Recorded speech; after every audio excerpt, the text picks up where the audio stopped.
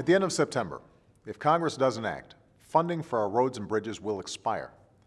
This would put a stop to highway construction, bridge repair, mass transit systems, and other important projects that keep our country moving quickly and safely.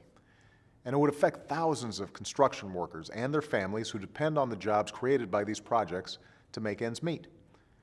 Now, usually, renewing this transportation bill is a no-brainer. In fact, Congress has renewed it 7 times over the last 2 years. But thanks to political posturing in Washington, they haven't been able to extend it this time, and the clock's running out.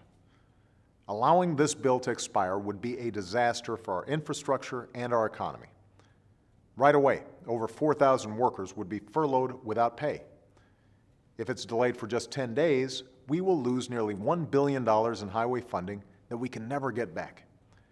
And if we wait even longer, almost 1 million workers could be in danger of losing their jobs over the next year. These are serious consequences, and the pain will be felt all across the country. In Virginia, 19,000 jobs are at risk. In Minnesota, more than 12,000.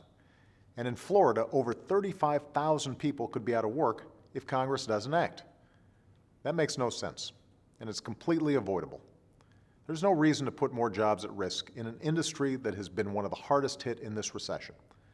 There's no reason to cut off funding for transportation projects at a time when so many of our roads are congested, so many of our bridges are in need of repair, and so many businesses are feeling the cost of delays. This isn't a Democratic or a Republican issue. It's an American issue.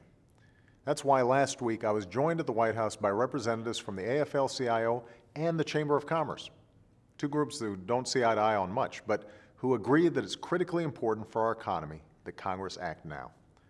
That's also why 128 mayors from both parties wrote to Congress asking them to come together and pass a clean extension.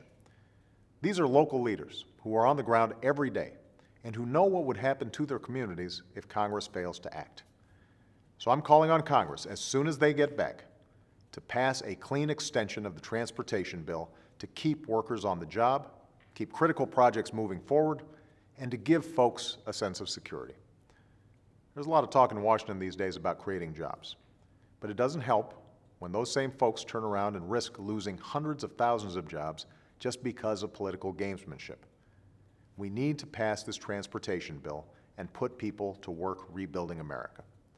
We need to put our differences aside and do the right thing for our economy. And now is the time to act.